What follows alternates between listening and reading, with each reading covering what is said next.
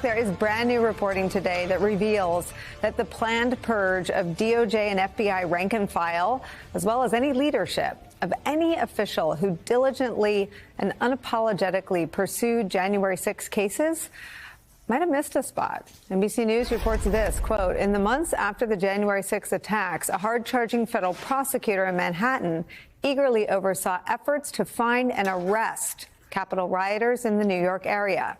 His former colleagues say, and even proposed to the Justice Department that his office should play a central role in the investigation.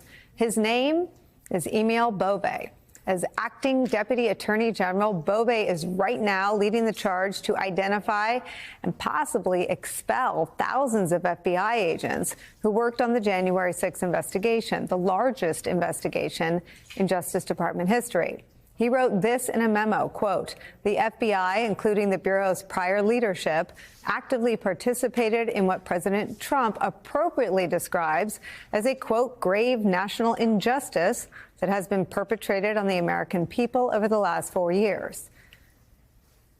Grave national injustice in Bove's writing and in Trump's warped alternate reality is not actually the violent storming of the U.S. Capitol or the maiming and injuring of scores of Capitol police officers or the setting up and erecting of a gallows to potentially hang Mike Pence, the sitting vice president, or members of Congress. It's not attempting to overturn the outcome of the election, the will of the American voter either.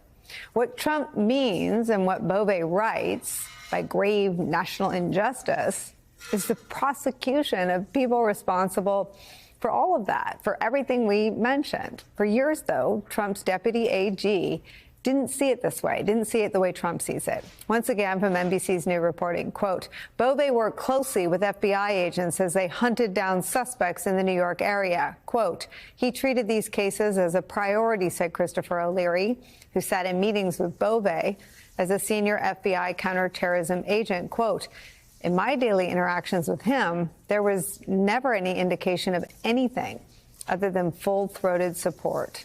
Bove attended weekly morning meetings about January 6 cases chaired by the senior FBI official in New York.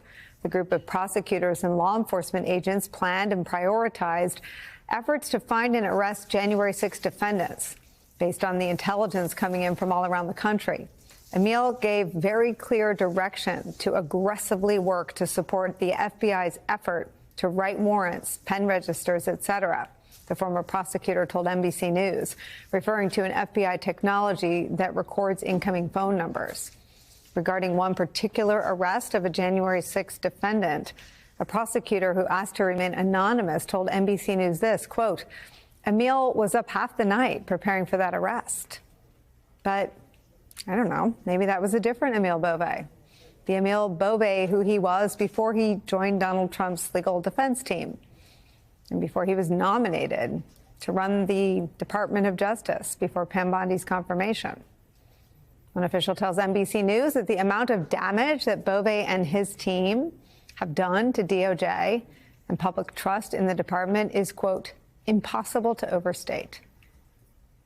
And that's to say nothing of what the Trump administration still has in store for the FBI workforce. The New York Times reports that the Bureau has compiled a list of 3,600 so-called probationary employees or recent hires who joined the Bureau within the last year or two. They're on that list as part of the Trump administration's efforts to slash the federal workforce. From that reporting, quote, at the FBI, officials are concerned that cutting the workforce by firing probationary employees would be risky and costly, since agents undergo extensive training, and removing new analysts and other support personnel could have repercussions beyond the simple decline of personnel. Natalie Barra, the president of the FBI Agents Association, said the probationary employees represent roughly 10% of the agency's workforce, and their dismissal would reverberate widely. These people are, quote, actively investigating crimes in every state and globally, she said, adding this, quote, losing these agents and employees would weaken national security now and into the future. The Trump administration's war on the rule of law, potentially endangering national security, is where we start again today. NBC News justice reporter and author of Sedition Hunters, How January 6 Broke the Justice System, Ryan Riley's here. He's bylined on that fantastic reporting we just read from. Also joining us is former Democratic Senator, MSNBC political analyst, our friend Claire McCaskill's back. And with me at the table, former U.S. Attorney for the Southern District of New York and attorney for former FBI Director James Comey. David Kelly's here, plus former Republican Congressman, MSNBC political analyst David Jolly's here. Ryan Riley, let me start with you on the reporting about Emile Beauvais' role in, I think the quote is eagerly, I don't want to misquote him, eagerly pursuing January 6 cases. Do we know if Trump knew that?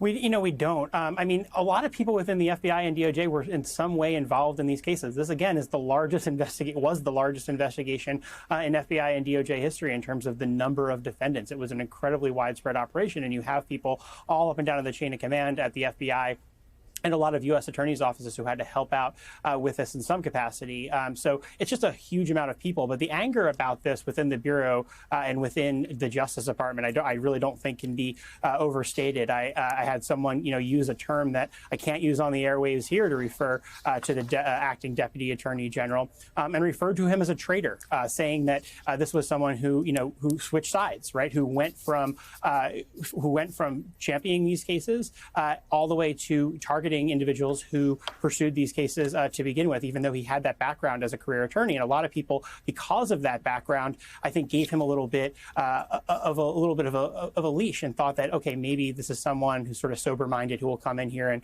and recognize this for what it was. And someone said they were hoping that he would be an adult in the room, and that's, I don't think, is the way it has played out. I mean, there's just a lot of anger over this targeting, and as well as going after Nicole, probationary FBI agents potentially. That's, I think that could just have sweeping consequences for the Bureau for years. So Emile Beauvais sat in a meeting every morning after suggesting that SDNY should take over, that the counterterrorism unit should take over a bunch of the January 6 cases. What was the alleged infraction of FBI leaders? I mean, did they do more or less than that? It's a good right. It's a good question about what the FBI knew. So I should say the cases were somewhat controversial within the FBI. Some of the ways that the cases were handled. This was not something that everybody was necessarily on board with from the get-go. I think especially the assault on the federal officer cases. I think just as most of the vast majority of the American public would support those cases, I think those also had a lot of support internally. But remember, the FBI is this conservative-leaning law enforcement organization. And so it's not only politics, it was also just this idea that people who are typically working felony cases were dealing with misdemeanors, right? So that was something that you heard a lot of sort of internal divisions about how these cases were being handled. And really what ultimately, it's a little bit of Monday morning quarterbacking, but the Justice Department and the FBI way underestimated initially how many people had entered the Capitol. It's upwards of 3,500. And the scope of this, that they were thinking from the beginning was about 800. That's something that they could have handled. And that's just not where all of this ended up. But, it was, I think, especially learning that the acting Deputy Attorney General had tried to bring this up to SDNY was shocking, because even for SDNY folks, that's a pretty bold move to suggest that the attack on the Capitol should actually be prosecuted out of New York. I'm not sure how folks in D.C. necessarily felt about that in the field office here and in the U.S. Attorney's office here, which ultimately took the guiding hand and directed how all of these cases were handled, while they still had a lot of opposition from out in the field within the FBI over these cases. There were just field offices where you could not get progress to be made. People were sitting on their hands. So this is, something I think that divided the FBI just as it sort of divided the nation, Nicole. But it didn't seem to divide Mr. Beauvais based on this new reporting. And I guess what I'm trying to understand is, are you aware of any FBI leaders or individuals who were fired for less than this, quote, full-throated support, end quote, in the words of Mr. O'Leary. This action, quote, Bove attended weekly morning meetings about January 6 cases chaired by the senior FBI official in New York. The group of prosecutors and law enforcement agents planned and prioritized efforts to find and arrest the January 6 defendants based on intelligence coming in from all around the country.